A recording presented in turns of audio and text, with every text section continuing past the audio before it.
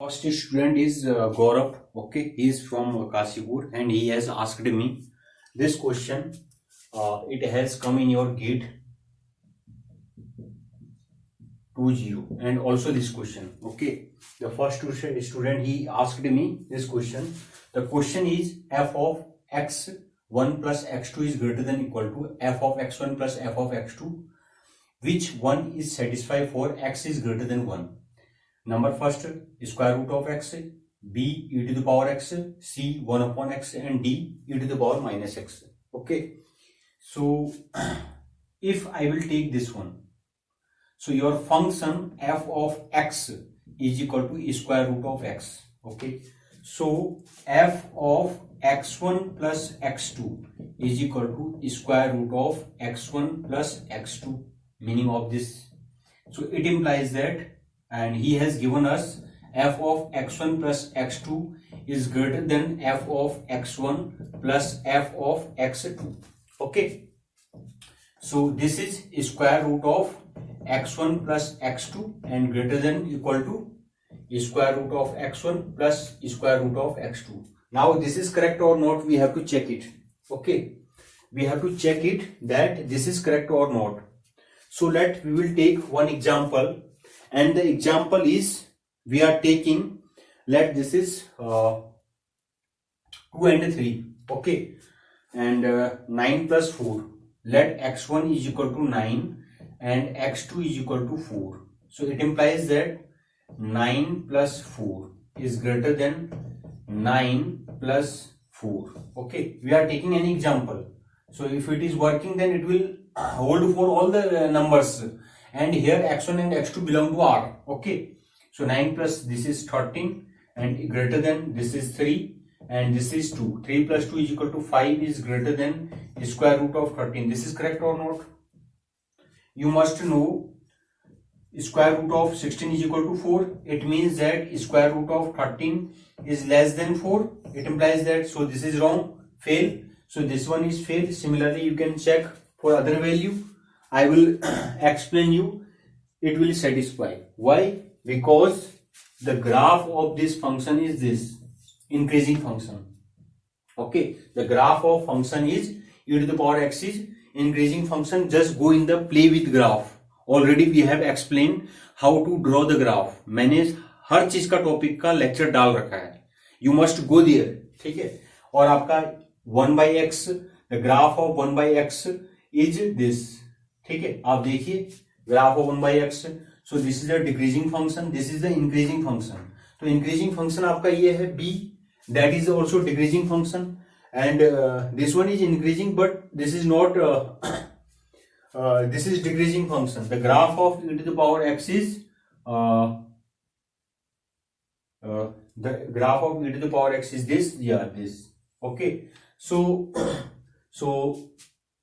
this one will be correct answer. Now the second question. Okay, and Sweta, and she is from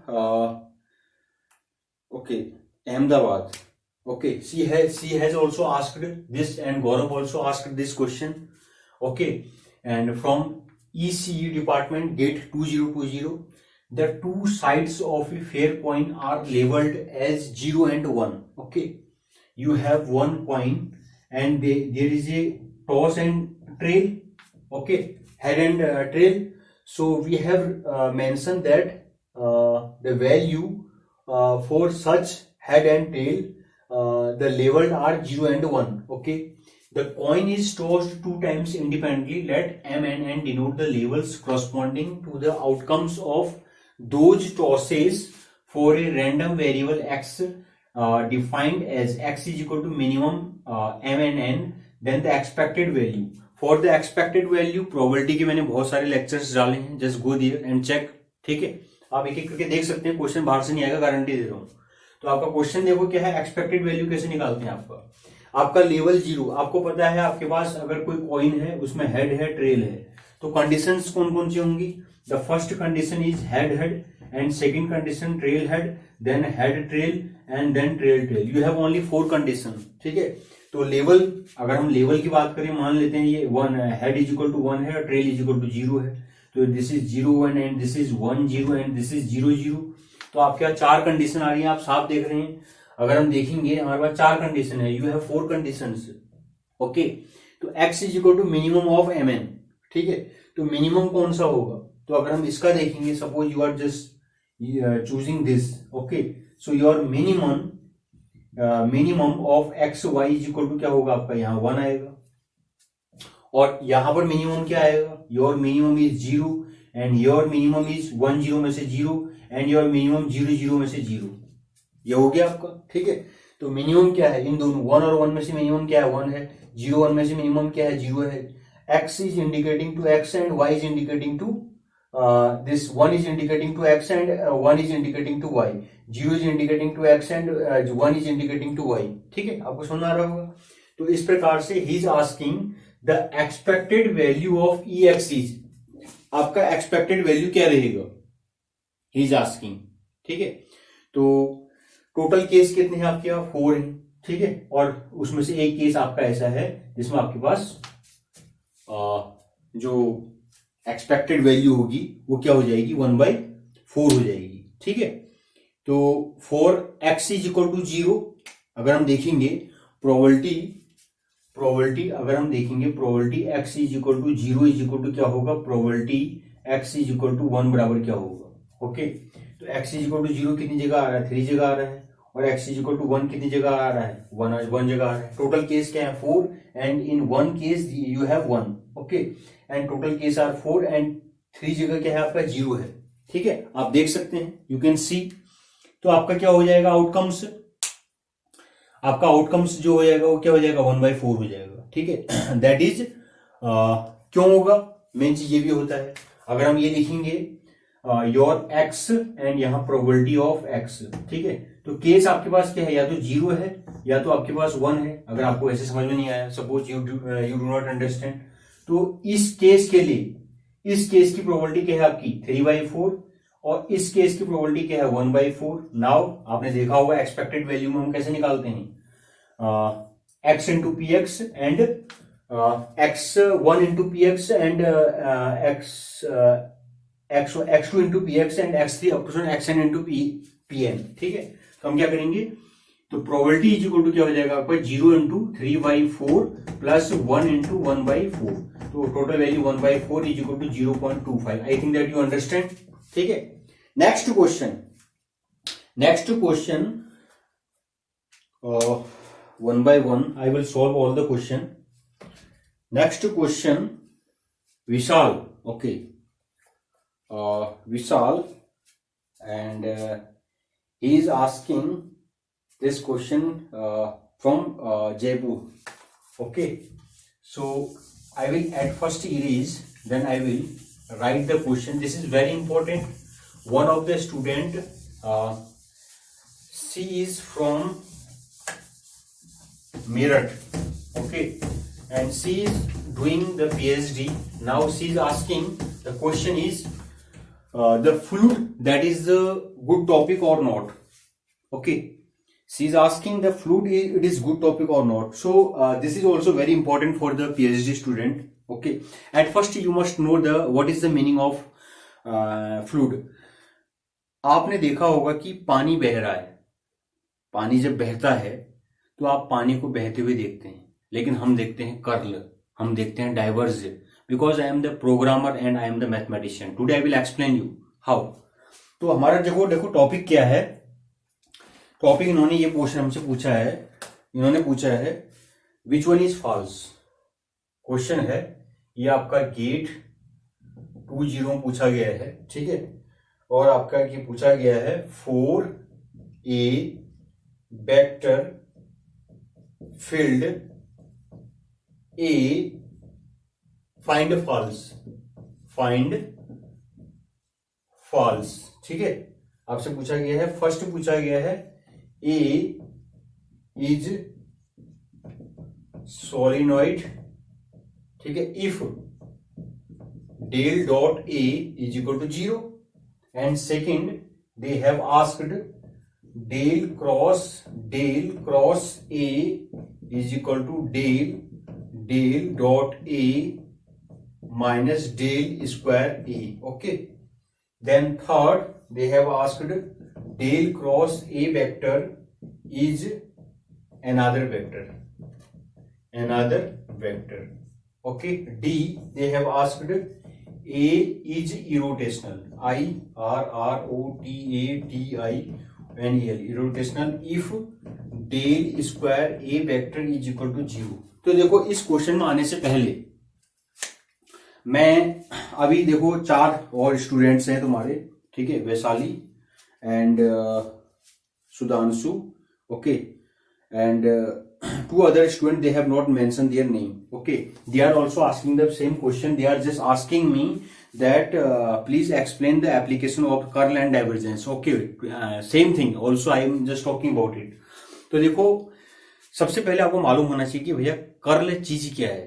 हम कोई भी चीज पढ़ते हैं उसका मीनिंग क्या है. जब तक आपको मीनिंग मालूम नहीं होगा आप अपनी लाइफ में कुछ नहीं कर सकते. आप भले IIT चले जाओ, ठीक है, कैम्ब्रिज चले जाओ, ऑक्सफोर्ड चले जाओ, हार्वर्ड चले जाओ, and you will get a job also, but if you don't know the application of whatever you are just learning, आपने जो भी पढ़ा अगर आपको एप्लीकेशन नहीं आता है, आपके 99% आ गए, आपको एप्लीकेशन मालूम नहीं है, so your life is nothing. ठीक है, तो देखो यहां पर हम एक्सप्लेन क्या कर रहे हैं, what is the meaning of divergence, ठीक है, and what is the meaning of आपका कर्ल क्या है. आपका जो डाइवर्जेंस है, divergence is an operation, okay, on a vector field that tells us how the field behave toward or away from a point. आपने देखा होगा कि पानी जो होता है, ठीक है, जैसे देखा होगा आपने fluid, suppose there is a flood, specially in India there is a flood, okay, and sometimes there is a hole, और जैसे ही होल होता है तो क्या होता है, सारा पानी उस होल में जाता है. देखा होगा आपने, साइक्लोन आती है तो क्या होता है, सारा हवा जो होती है एक पॉइंट में मूव करती है. Okay, so you are looking the rotation of the air, you are looking also the rotation of the fluid. Okay, so the rotation of the fluid, okay, और दैट इज द डाइवर्जेंस और curl. I will explain you. Okay, so the first one, and you must note that the divergence of F that is the scalar. Okay, ये आपने देखा होगा कि आपका एक del होता है. डेल का मतलब होता है डेल अपॉन डेल एक्स आई, जो आप लोग तो क्वेश्चन सॉल्व करते हो, है ना, एंड लेकिन आप एप्लीकेशन पे ज्यादा ध्यान नहीं देते हो, ठीक है. And second is vector F is equal to, suppose this is X I plus Y J and Z K, ठीक है. तो आपका एक्स वाई जे एंड के, आई जे एंड के आर द यूनिट वेक्टर, और आपके क्या है, एक्स वाई जेड क्या है, आपके वेरिएबल्स हैं. तो आपका एक वेक्टर ये हो गया और एक आपका डेल होगा. जब इन दोनों को मल्टीप्लाई करेंगे, ठीक है, आपका डेल डॉट एफ करेंगे, ठीक है, तो क्या होगा, आई के साथ मल्टीप्लाई होगा, जे के साथ, और के के साथ मल्टीप्लाई होगा, और I dot I is equal to 1, J dot J is equal to 1, K dot K is equal to 1, I dot J is equal to 0.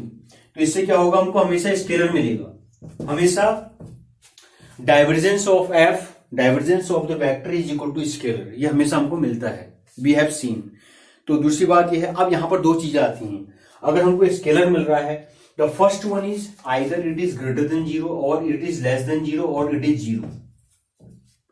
अगर आपको स्केलर मिल रहा है, स्केलर का मिल रहा है, वैल्यू मिल रही है 2, 3, 5 कुछ मिल रहा है, तो ऐसा हो सकता है that is the greater than 0 और that is the less than 0 और इट इज इक्वल टू 0. तो जब ग्रेटर देन होता है तो इसका मीनिंग क्या होता है, जब लेस देन होता है तो इसका मीनिंग क्या होता है, और जब इज इक्वल टू होता है 0 तब इसका मीनिंग क्या होता है. You must note when the divergence of V at any point P is greater than 0, it means that more fluid is flowing out of P than flowing in. चीजों को समझना, more fluid is flowing out यानी कि बाहर को ज्यादा पानी निकल रहा है, P than flowing in, अंदर जितना पानी जा रहा है उससे ज्यादा पानी बाहर को निकल रहा है, ठीक है. And then the second one, when the divergence of V at a point P is equal to less than 0, it means that more fluid is flowing in to P than is flowing out. यानी कि P की ओर को fluid आपका बहुत ज्यादा आ रहा है. It means that whenever the divergence of V is less than, तो आपका फ्लूइड क्या होगा, मोर पॉइंट P को आ रहा है तुम्हारा. And at last divergence of V at a point P is equal to 0। इसका मतलब क्या है, same amount of fluid is flowing out and in, यानी कि जितना बाहर जा रहा है उतना अंदर आ रहा है। It means that in this condition your divergence it will be 0। ठीक है, इसके बाद सेकेंड टॉपिक आता है आपका कर्ल। कर्ल का मतलब क्या होता है, देखो आपने देखा होगा पत्ता पेड़ से गिरता है, पानी में गिरा। अब पानी में गिरा है, पानी के साथ जा रहा है पत्ता, ठीक है। अगर पत्ता मूव कर रहा है, if there is a rotation in that leaf, it means that there is a curl, otherwise there is no curl. अब देखो मीनिंग क्या है, इमेजिन, वही सेम हम लैंग्वेज यूज कर रहे हैं। Imagine dropping a leaf into the fluid and as the leaf moves along with the fluid flow, the curl measure the tendency, okay, of the leaf to rotate. ठीक है, if the curl is 0 then the leaf does not rotate as it's move through the fluid. अगर आपका पानी के साथ आपका पत्ता जा रहा है, it means that the curl is equal to 0। और अगर पत्ता मूव कर रहा है उस पानी में, it means that there is a curl. Okay, तो आपका कर्ल होगा, कुछ ना कुछ वैल्यू होगी। तो कर्ल का अगर हम जब निकालते हैं, निकालने का process already we have seen. ठीक है, तो मैं इसको इरेज करूंगा, आई विल एक्सप्लेन हियर। ठीक है, तो आपका क्या हो जाएगा, हमने देखा होगा जो कर्ल निकालने का मेथड है, हमने पहले एक्सप्लेन कर रखा है वीडियो में। यू मस्ट गो, आप आई लेते हैं, जे लेते हैं, के लेते हैं और X Y Z, sorry del upon del X and del upon del Y and del upon del Z, और यहाँ एक्स वाई जेड जो भी वेक्टर की वैल्यू लिखी, बाकी आपने डिटरमिनेंट निकाल दिया। That is the way to find the curl. Okay, तो इसकी वैल्यू कुछ ना कुछ आएगी, समथिंग, वो वेक्टर में ही आएगी, जो भी आएगी वेक्टर में आएगी, हमेशा ध्यान रखना। ठीक है, तो वहां पर क्या है कि जो कर्ल है, अगर 0 आ रहा है, इफ कर्ल इज 0, ठीक है, तब क्या होगा। और अगर आपका curl is not equal to 0 आ रहा है, तब क्या होगा, मैंने आपको ऑलरेडी एक्सप्लेन कर लिया है। इफ, मैंने क्या बोला, इफ द कर्ल इज 0, ठीक है, then the leaf does not rotate, यानी कि अगर रोटेशन है तो क्या होगा, 0 नहीं होगा। अगर 0 है तो देयर इज नो रोटेशन। अब देखो हम क्वेश्चन में आते हैं। The question they have asked in GATE 2020 in electrical and communication, okay, what they have asked। तो क्वेश्चन क्या है, for the vector field A find false, A is solenoid, second one, if del dot A is equal to 0, del cross A vector is equal to del and del dot A vector minus del square A vector, and second one is del cross A is another vector and A is irrotational, है ना, if del square A is equal to 0। तो यहां पर देखो 4 चीजें पूछी गई हैं and he is asking that which one is the false. Okay, तो पहले आपको मालूम होना चाहिए, रटने से कुछ नहीं होगा। ठीक है, मालूम होना चाहिए, चीजों को ऐसे पढ़ो हमेशा याद हो जाएगा। ठीक है, तो पहला जो आपका टॉपिक है, the first one, the topic is, आपका टॉपिक क्या है, सोलेनॉइड है। देखो सोलेनॉइड के लिए मैंने आपको पहले बताया था डाइवर्जेंस फ्री, आपको सिर्फ इतना ही ध्यान रखना है। ठीक है, सोलेनॉइड के लिए आपको क्या करना है, डाइवर्जेंस फ्री वेक्टर फील्ड और ट्रांसवर्स वेक्टर फील्ड, यानी कि आपका जो डाइवर्जेंस होगा वो 0 होगा। यानी कि इस कंडीशन में आपका डाइवर्जेंस, यानी कि your divergence of F is equal to 0 होगा। अब डाइवर्जेंस जब 0 होता है तो कब होता है 0, डाइवर्जेंस 0 कब होता है, think, already we have explain. आपका डाइवर्जेंस अगर 0 है तो same amount of fluid is moving inside and outside. जो आपका जो पानी है वो जितना अंदर को बह रहा है उतना ही बाहर को भी बह रहा है, अमाउंट उसका सेम है। तो इसका मतलब क्या है, योर डाइवर्जेंस इज 0। तो इसका मतलब यह है, so already he has written A is solenoid if del dot A is equal to 0 means your divergence is 0। तो सोलेनॉइड का मतलब क्या होता है, डाइवर्जेंस फ्री, यानी कि same amount of water is flowing inside and outside. Okay, the second one is, ये आपने क्लास 11th में है आपका, ये आपका डेफिनेशन है। Here I will not explain, you can also solve it, go in the, मैंने इसमें एक टॉपिक डिस्कस भी किया है, ये लेक्चर में डाला भी है कि how to solve it. Okay, third है आपका del cross A is another vector, आप इसको खुद निकाल सकते हैं। देखो खुद ही मैं कर रहा हूं, डेल क्रॉस ए, हमने ये क्या है, क्रॉस का मतलब ये होता है क्रॉस प्रोडक्ट का मतलब, already we have explain the cross product, तो क्रॉस ये यही क्रॉस प्रोडक्ट है, तो आपको वेक्टर मिल रहा है, तो ये लिखा ही है ऑलरेडी है result, del cross A is another vector, already मैंने बताया आपको कर्ल क्या होता है, अपने आप में वेक्टर होता है, ठीक है। And last one he has written A is irrotational if del square A is equal to 0, ठीक है। तीसरा आपका क्या बोल रहा है कि ए इज इरोटेशनल, आपका इरोटेशनल होगा if del square A is equal to 0। देखो अभी मैंने आपको बताया था, यानी कि कर्ल जीरो का मतलब क्या है, वहां पर मोशन नहीं है, there is no motion, okay. तो ये क्या है, what is this, del square A is equal to 0, ये तो कंडीशन है। तो इरोटेशनल का मतलब क्या होता है, your curl is 0, the meaning of irrotational means your curl is 0 and your curl is 0, इसका मतलब क्या है, आपका कर्ल 0 होने का मतलब क्या है, आपका पत्ता जो पानी में गिरा है वो पानी के बहाव के साथ मूव कर रहा है, पानी के बहाव के साथ मूव करेगा तो क्या होगा, कर्ल 0 होगा, यानी कि उसमें क्या होगा, कोई रोटेशन नहीं होगा, यानी कि आपका पत्ता घूम नहीं रहा है, your leaf it is not moving, ठीक है, on the surface of fluid, okay. So आपका क्या है, दैट इज द कंडीशन। अब इसमें क्वेश्चन क्या है, which one is the false, okay. तो आप देखो इसमें से कौन सा है, for which one is the false, ठीक है। So you have to check it now.